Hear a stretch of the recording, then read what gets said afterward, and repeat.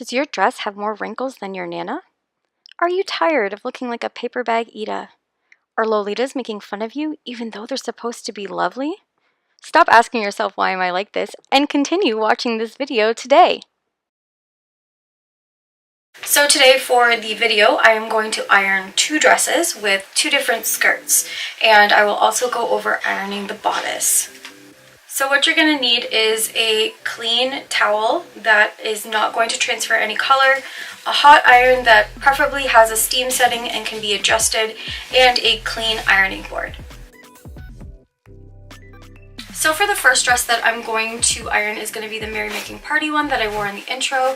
This is a great dress to start with because a lot of the dresses have what's called a rectangle skirt where it's gathered and attached to the bodice. So there aren't like a lot of pleating or anything like that, but it's still made out of cotton and can wrinkle. So yeah, this is like probably the most common of the Angelic Pretty dresses, and then next to that would be like the Box Pleats one, which I will go over after.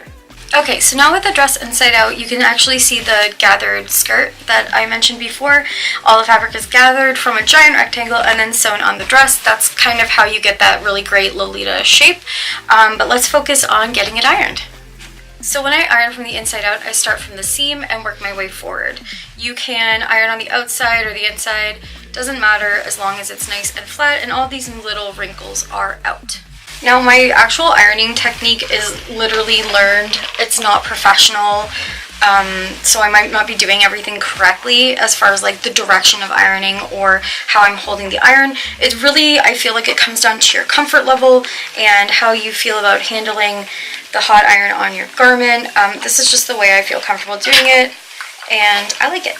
So this is kind of what it looked like before. You can see all these like micro crinkles or whatever. This is the back side of the garment. I did the front side first, and it doesn't look quite nice and clean, but the other side looks like this, which is a really good improvement.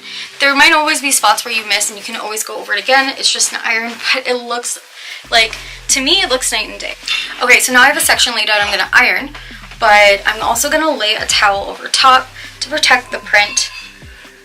And this is just something I'm going to show you. I don't really do this very often, but it is like an achievable way of ironing without like potentially hurting your print. So as you can see, it's not as like easily done through a towel, but it's still feasible to do. Now it doesn't have to be perfect, just keep it in mind. It's one of those things where with gathered skirts you will always have like kind of a fold going up near the top, just because the way it's gathered, as you saw from the inside. Basically the objective is to make sure it doesn't look like it was trampled over by a pack of Idas trying to get to a bodyline sales rack. So that is the main objective. Okay, so this is the rectangle skirt, turned out pretty good, and let's move on to a box pleats.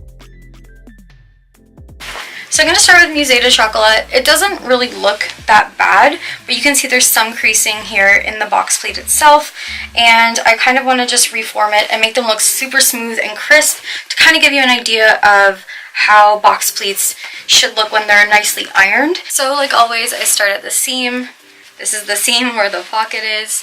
Box pleats, yeah. Okay, so one of the big things with box pleats is you kind of want to finesse them with your fingers and get an idea of where they go. Like at the very top of the skirt, as you can see, they already have kind of like a point of origination, we'll call it, where it starts, and that's how thick it should be, and then it kind of goes down and spreads out into the bottom of the print. I usually like to stop the pleat about like 1/3 of the way down, and then it'll kind of spread out properly when you put it on with petticoat. So now it's kind of like in a better state. You can see this is kind of curling up, and when we're done, that'll lay flat.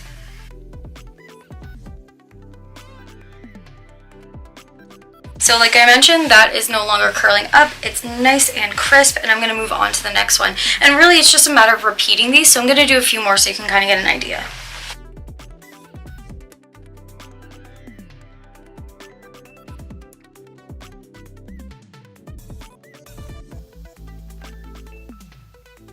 So now you can see box pleats. They're pretty good. This one got messed up when I was ironing, which can happen. Really not a big deal. You can go over it again with your iron and just kind of fix this line here, but they should all be relatively the same and have the same amount of space between them, assuming you have the dress fluffed out properly. Okay, so we covered skirts, but now I want to go for bodices. Angelic Pretty generally has a same bodice, and I think Baby does too. Like sometimes they have low waist stuff where you, obviously it's lower. Sometimes they have different details on the front which you can iron around, but generally most of them look like this.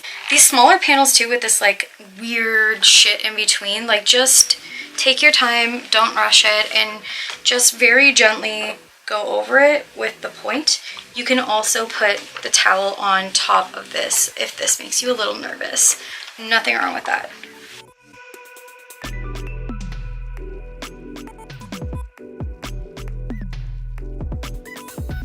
And there we go. The bodice is a lot more cleaner and nicer, and I like the way it looks. I accidentally, when I was ironing, flipped this up and then ironed it the wrong way. So again, that's better.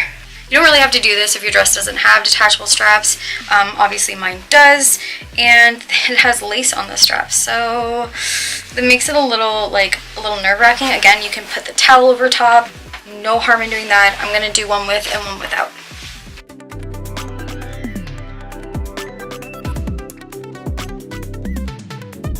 So it's much better than it was before, but I'm still seeing some, so I'm gonna give it a quick, very gentle pass.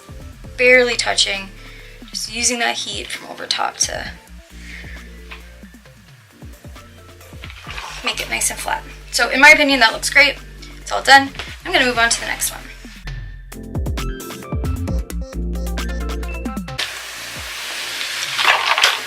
And that's it.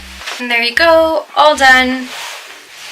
Don't be surprised if you get little wrinkles still, like when you're folding over shit and ironing. Like it's really not that big of a deal, and you can always go back over it, but it makes a really big difference in the long run because now you know that you look really presentable and super clean, and it'll show a difference in your outfit photos, I promise you.